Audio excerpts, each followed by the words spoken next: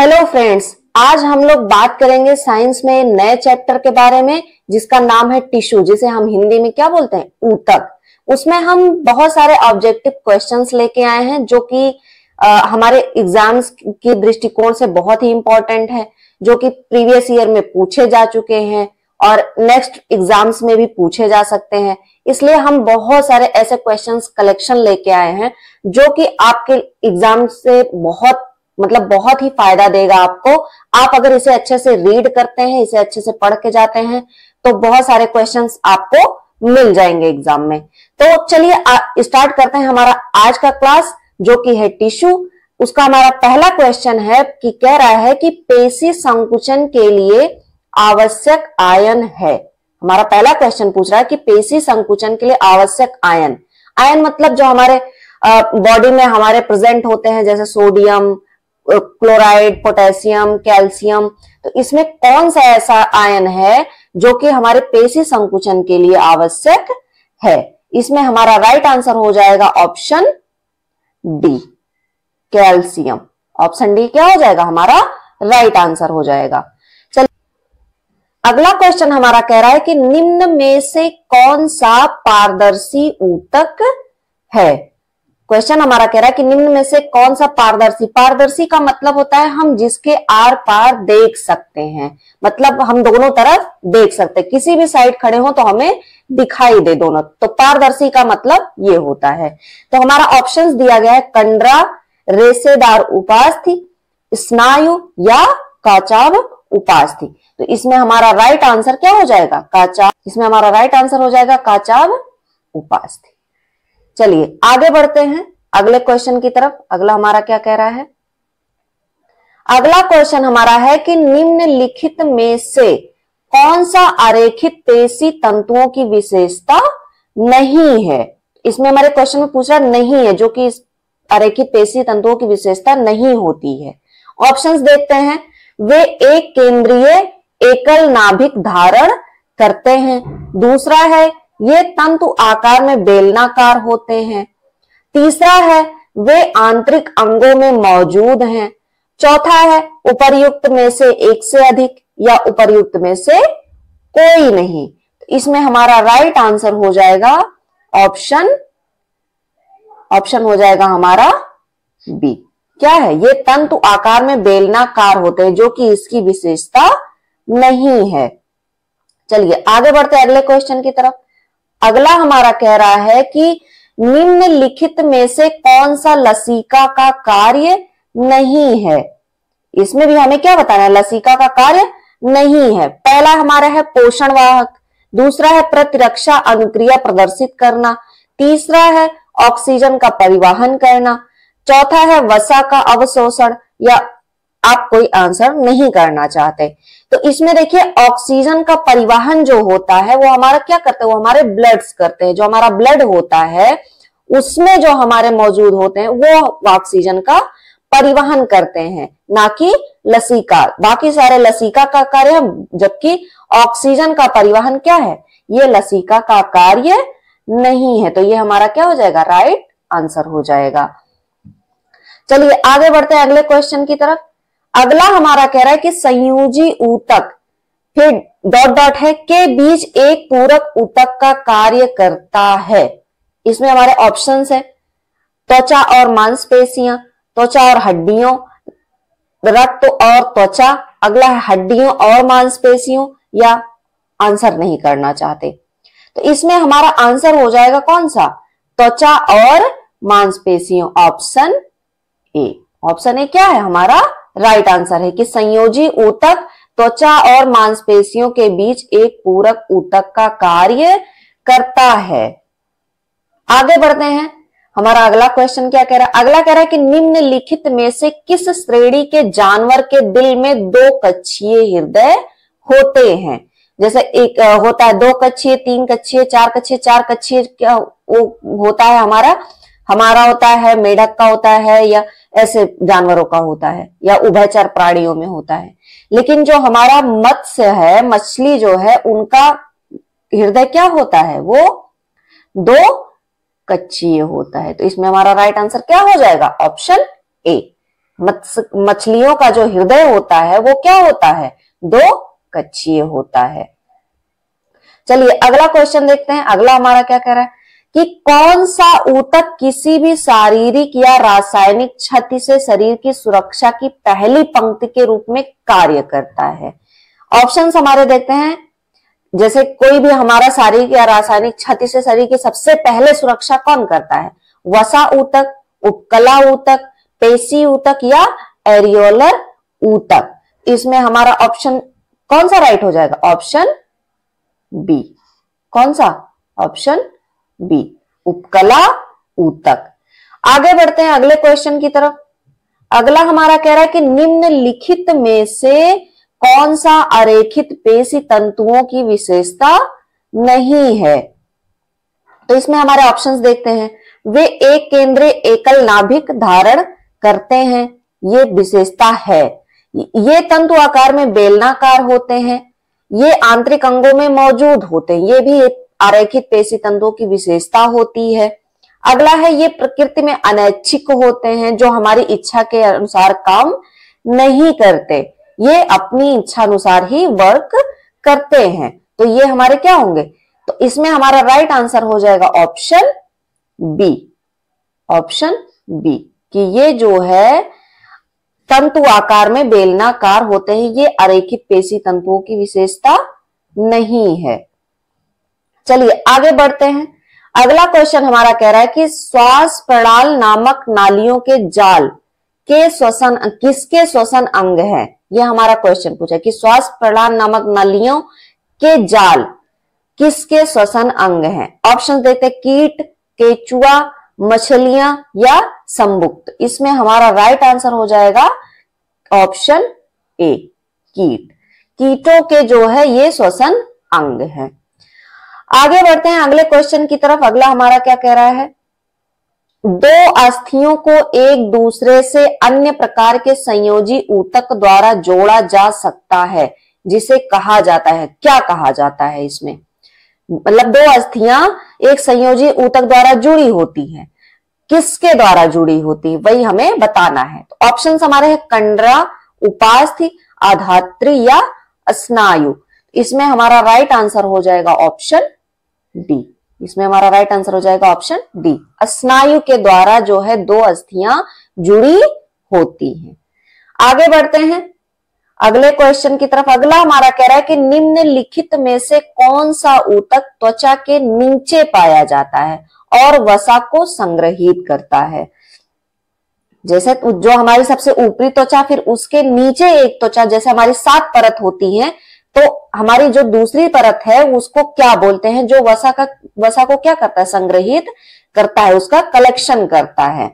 तो इसमें हमारा ऑप्शंस दिया गया है उपकला या एपिथेलियल ऊतक, एरियोलर ऊतक, वसामय या एडिपोज ऊतक या पेशी या मस्कुलर ऊतक। इसमें हमारा राइट आंसर हो जाएगा ऑप्शन सी, वसामय ऊतक। इसको हम क्या बोलते हैं, वसामय ऊतक। और अगला क्वेश्चन देखते हैं। अगला क्वेश्चन हमारा कह रहा है कि जानवरों में वसा का भंडारण किस ऊतक में होता है। मतलब जो जानवरों में होता है वसा का भंडारण, वो किस ऊतक में होता है, उस ऊतक का हमें नाम बताना है। ऑप्शंस हमारे हैं एडिपोसाइट, रेटिकुलोसाइट, ऑस्टियोसाइट या उपास्थि कोशिका। तो इसमें हमारा राइट आंसर हो जाएगा ऑप्शन ए, एडिपोसाइट में क्या होता है, जानवरों के वसा का भंडारण होता है। अगला क्वेश्चन हमारा क्या कह रहा है, देखते हैं कि निम्नलिखित में से कौन अस्थायी ऊतक की विशेषता है। इसमें हमारा विशेषता बताना है कि कोशिकाएं बार बार विभाजित होती हैं, ऐसा नहीं है। अकार्बनिक समावेशन अनुपस्थित होता है, ऐसा भी नहीं है। अंतर कोशिकीय स्थान उपस्थित होते हैं, ये हमारा क्या है, यही हमारा राइट आंसर है कि अंतर कोशिकीय स्थान उपस्थित होते हैं। अगला है रसधानी अनुपस्थित होती है, ऐसा नहीं है। तो हमारा राइट आंसर कौन सा हो जाएगा, option C. Option C is the right answer. आगे बढ़ते हैं अगले क्वेश्चन में। कह रहा है कि निम्नलिखित में से कौन सा जंतु ऊतक का प्रकार नहीं है। इसमें हम बताएंगे कौन सा जंतु ऊतक का प्रकार नहीं है। ऑप्शंस हमारे हैं उपकला या उपकला ऊतक, पेशीय ऊतक, संयोजी ऊतक, अवकाशी ऊतक। इसमें हमारा राइट आंसर हो जाएगा ऑप्शन डी, अवकाशी ऊतक क्या है, ये जंतु ऊतक का प्रकार नहीं है। चलिए आगे बढ़ते हैं अगले क्वेश्चन में। अगला हमारा कह रहा है कि निम्नलिखित में से कौन सा जंतु ऊतक नहीं है, जंतु ऊतक नहीं है। हमारे ऑप्शंस देखते हैं, उपकला ऊतक, पेशी ऊतक, पैरेन्काइमा या संयोजी ऊतक। इसमें हमारा राइट आंसर हो जाएगा ऑप्शन सी। ऑप्शन सी क्या है, ये हमारा राइट आंसर, पैरेन्काइमा, ये जंतु ऊतक नहीं है। आगे बढ़ते हैं अगले क्वेश्चन की तरफ। अगला हमारा क्या कह रहा है कि दी गई सूचना के आधार पर निम्नलिखित की पहचान कीजिए। हमारे नंबरिंग देखिए, हमारे पादपों में जल एवं पोषकों के परिवहन के लिए संवहन ऊतक है। ऐसे संवहन ऊतक होते हैं जो पादपों में भोजन पहुंचाते हैं या पत्तों की सतह पर उपस्थित सूक्ष्म छिद्र होते हैं। तो बी सी हमारे क्रमशः हैं, क्या है, हम इसमें देखते हैं। पहला है फ्लोएम, मतलब फ्लोएम क्या करता है, इसमें हमारे राइट आंसर मतलब पहले और दूसरे और तीसरे से इसको मैच कराना है। तो इसमें पादपों में जल एवं पोषकों के परिवहन के लिए संवहन ऊतक कौन सा है, ये हमारे होते हैं, पहला होगा जाइलम। फिर दूसरा है कि ऐसे संवहन ऊतक होते हैं जो पादपों में भोजन पहुंचाते हैं, वो क्या कहलाते हैं, वो कहलाते हैं हमारे फ्लोएम। तीसरा है कि पत्तों की सतह पर उपस्थित सूक्ष्म छिद्र होते, उसको क्या बोलते हैं, उसको हम बोलते हैं रंध्र। तो इसमें हमारा पहला हो जाएगा जाइलम, दूसरा होगा फ्लोएम, तीसरा होगा रंध्र। तो हमारा राइट आंसर हो जाएगा ऑप्शन बी। चलिए आगे बढ़ते हैं अगले क्वेश्चन की तरफ। अगला कह रहा है कि पौधों में लचीलापन किसके कारण होता है। ऑप्शंस हमारे देखते हैं कि पैरेन्काइमा ऊतक, स्क्लेरेन्काइमा ऊतक, एकिनोडर्माटा या कोलेनकाइमा। तो हमारा राइट आंसर इसमें हो जाएगा कोलेनकाइमा ऊतक। Option D is the right answer. चलिए आगे बढ़ते हैं अगले क्वेश्चन की तरफ। अगला हमारा क्या कह रहा है कि आलू एक है। इसको तो हम बहुत पहले से पढ़ते चले आ रहे हैं कि आलू हमारा क्या है, एक तना है। तो इसमें हमारा राइट आंसर हो जाएगा ऑप्शन सी, आलू क्या है, ये तना है। चलिए आगे बढ़ते हैं अगले क्वेश्चन की तरफ। स्थूल कोण ऊतक के संदर्भ में गलत कथन का चयन कीजिए। ऑप्शंस हमारे स्थूल कोण ऊतक में हरित लवक उपस्थित हो सकते हैं। स्थूल कोण ऊतक तरुण तने का बिना टूटा मुड़ना संभव करता है। तो इसमें हमारा राइट आंसर क्या होगा, इसकी कोशिकाएं लिग्निन निक्षेपण के कारण कोनों पर स्थूल होती हैं। ये गलत कथन है, ऐसा नहीं होता है। आंसर हमारा कौन सा होगा, option C is the right answer. चलिए आगे बढ़ते हैं अगले क्वेश्चन में। अगला है कि निम्नलिखित में से कौन सा विकल्प पौधों की रूपांतरित जड़ों का एक युग्म है। रूपांतरित जड़ जैसे कौन सा है, प्याज और सलजम, सलजम और गाजर, गाजर आलू या कोई नहीं। तो इसमें हमारा प्याज और सलजम नहीं है। प्याज जो है वो हमारा तना है, सलजम जो है हमारा एक रूपांतरित जड़ है। सलजम और गाजर यही दोनों क्या है, ये रूपांतरित जड़ है, जड़ों का रूपांतरण हो जाता है फल में। तो इसके गाजर एक जड़ है रूपांतरित और आलू क्या है, तना है। तो ये भी गलत है। तो इसमें हमारा राइट आंसर हो जाएगा ऑप्शन बी, सलजम और गाजर ये क्या है, रूपांतरित जड़ों का एक युग्म है। आगे बढ़ते हैं कि निम्नलिखित कथनों में से कौन सा सही है। पहला देखते हैं, पादप सूर्य के प्रकाश से प्राप्त ऊर्जा को कार्बोहाइड्रेट के रूप में संग्रहित भोजन में परिवर्तित करते हैं। दूसरा है, पादपों में पर्णहरित होता है, ये तो सही है। पादप कोशिकाओं में कोशिका भित्ति नहीं होती है, ये गलत है, जबकि कोशिका भित्ति क्या है, होती है। तो इसमें हमारा राइट आंसर कौन सा होगा, पहला और दूसरा, पहला दूसरा सही है, मतलब हमारा कौन सा सही है? Option B. केवल 1 और 2 सही है, मतलब इसमें कार्बोहाइड्रेट के रूप में भोजन संग्रहित होता है पादपों में, और पादपों में पर्णहरित भी होता है क्लोरोफिल के वजह से। चलिए आगे बढ़ते हैं। अगला क्वेश्चन हमारा कि पादप ऊतक में डॉट डॉट की कोशिका भित्ति सुबेरिन द्वारा स्कंदित होती है, जो उन्हें गैस और जल के अणुओं के लिए अभेद्य बनाती है। इसमें हमारे ऑप्शंस देखते हैं, एपिडर्मिस, कार्क, रंध्र या फ्लोएम तंतु। इसमें हमारा राइट आंसर हो जाएगा ऑप्शन बी, कार्क। कार्क क्या होता है? ये पादप ऊतक में कोशिका भित्ति द्वारा, इस सुबेरिन द्वारा स्कंदित होती है। चलिए आगे बढ़ते हैं अगले हमारा क्वेश्चन में। अगला कह रहा है कि अमीबा में सभी कार्य कितने कोशिका द्वारा संपन्न किए जाते हैं? तो आपको पता है कि अमीबा एक कोशिकीय जीव है, तो कॉमन है कि ये एक कोशिका द्वारा ही संपन्न होंगे सारे कार्य, क्योंकि अमीबा क्या है? एक कोशिकीय जंतु है। तो इसमें हमारा राइट आंसर हो जाएगा ऑप्शन ए, 1। चलिए आगे बढ़ते हैं अगले क्वेश्चन में। कह रहा है कि पौधों में ऊतक कैसे होते हैं? जीवित होते हैं, मृत होते हैं, ए और बी दोनों, या संयोजी? पौधों में ऊतक हमारे जीवित और मृत दोनों होते हैं। इसमें हमारा राइट आंसर हो जाएगा ऑप्शन सी। चलिए आगे बढ़ते हैं अगले क्वेश्चन में। अगला हमारा कह रहा है कि जीवन की मूल इकाई क्या है? कोशिका, ऊतक, अंग या अंग तंत्र? इसमें हमारा राइट आंसर हो जाएगा कोशिका, जो कि आपको सबको पता है कि जीवन की मूल इकाई क्या है? हमारी कोशिका। Option A is the right answer. आगे बढ़ते हैं हमारे अगले क्वेश्चन में। अगला कह रहा है कि ऊतकों की विभाजन क्षमता के आधार पर पौधों के ऊतकों को कौन कौन से वर्ग में विभाजित किया जाता है? विभजोतक ऊतक, अस्थायी ऊतक, अस्थायी ऊतक या ए और बी दोनों? तो इसमें हमारा राइट आंसर कौन सा होगा? राइट आंसर हमारा हो जाएगा ए और बी दोनों। इसमें हमारा राइट आंसर हो जाएगा ए और बी दोनों, मतलब विभजोतक ऊतक भी होता है और अस्थायी ऊतक भी होता है।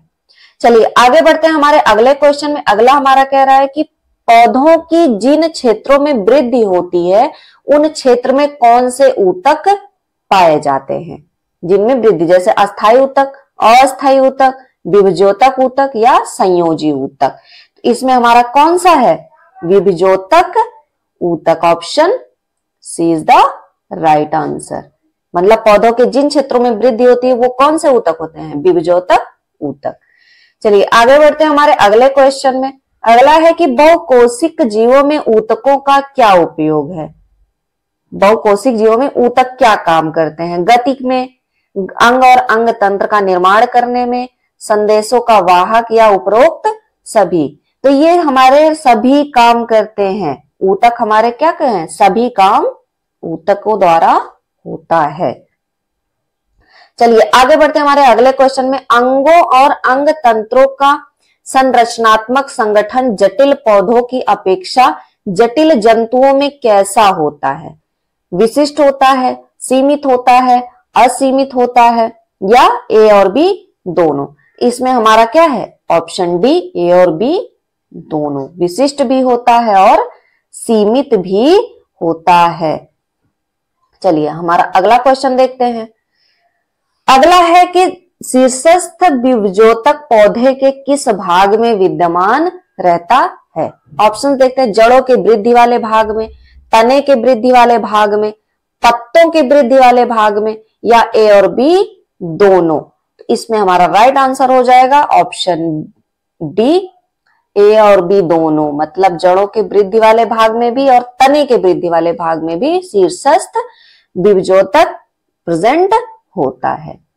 चलिए आगे बढ़ते हैं हमारे अगले क्वेश्चन में। अगला कह रहा है कि तने की परिधि या मूल में वृद्धि किस कारण होती है? ऑप्शंस है, शीर्षस्थ विभजोतक, पार्श्व विभजोतक, अंतर्विष्ट विभजोतक या उपरोक्त सभी? इसमें हमारा राइट आंसर हो जाएगा ऑप्शन बी, पार्श्व विभजोतक।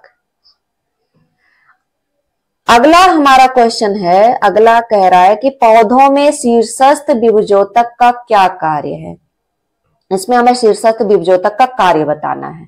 जड़ों और तनों की लंबाई में वृद्धि करना, पत्तों की लंबाई में वृद्धि करना, तने की परिधि में वृद्धि करना या जड़ों की परिधि में वृद्धि करना। तो ये हमारा होगा जड़ों और तनों की लंबाई में वृद्धि करना। तो हमारा राइट आंसर कौन सा होगा? Option A. चलिए आगे बढ़ते हैं हमारे अगले क्वेश्चन में। अगला कह रहा है कि अंतर्विष्ट विभजोतक पौधे में कहाँ उपस्थित होते हैं? तने के ऊपरी भाग में, पत्तियों के आधार में, टहनी के पर्व के दोनों ओर या बी और सी दोनों। इसमें हमारा क्या हो जाएगा? बी और सी दोनों। पत्तियों के आधार में भी होता है और टहनी के पर्व के दोनों ओर भी होता है। तो इसमें हमारा राइट आंसर हो जाएगा ऑप्शन डी। आगे बढ़ते हैं हमारे अगले क्वेश्चन में। अगला कह रहा है कि विभजोतक द्वारा बनी कोशिकाएं विभाजित होने की शक्ति खोकर किसका निर्माण करती हैं? ऑप्शंस देख लीजिए। अस्थायी ऊतक, एपिथीलियमी ऊतक, अस्थायी ऊतक या संयोजी ऊतक। तो इसमें हमारा राइट आंसर हो जाएगा ऑप्शन सी, अस्थायी ऊतक। हमारा अगला क्वेश्चन देखते हैं। अगला कह रहा है कि विभजोतक की कोशिकाओं में क्या होता है? अधिक कोशिका द्रव्य होता है, पतली कोशिका भित्ति होती है या स्पष्ट केंद्रक होता है या उपरोक्त सभी। तो विभजोतक की कोशिकाओं में सभी प्रेजेंट होते हैं, मतलब हमारा ऑप्शन हो जाएगा डी, राइट आंसर। आगे बढ़ते हैं हमारे अगले क्वेश्चन को देखते हैं कि पैरेन्काइमा ऊतक कैसा होता है, उसका हमें बताना है। पैरेन्काइमा ऊतक सरल कोशिका का बना होता है, पौधे की सहायता प्रदान करता है, भोजन का भंडारण करता है या सभी। तो ये हमारा पैरेन्काइमा ऊतक सभी कार्य करता है। तो इसमें हमारा राइट आंसर कौन सा हो जाएगा? Option D. आगे बढ़ते हैं हमारे अगले क्वेश्चन की तरफ कि सरल अस्थायी ऊतक कौन कौन से हैं। देखते हैं, कोलेनकाइमा, पैरेन्काइमा, स्क्लेरेन्काइमा या उपरोक्त सभी। तो ये सभी अस्थायी ऊतक हैं। सभी जो क्या है? सरल अस्थायी ऊतक है, ऑप्शन डी, उपरोक्त सभी। चलिए अगला देखते हैं। एक विशिष्ट कार्य करने के लिए अस्थायी रूप और आकार लेने की क्रिया को क्या कहते हैं? ऑप्शंस है पुनर्विभेदन, अविभेदकरण, विभेदकरण या विभाजन। इसमें हमारे राइट आंसर हो जाएगा क्या?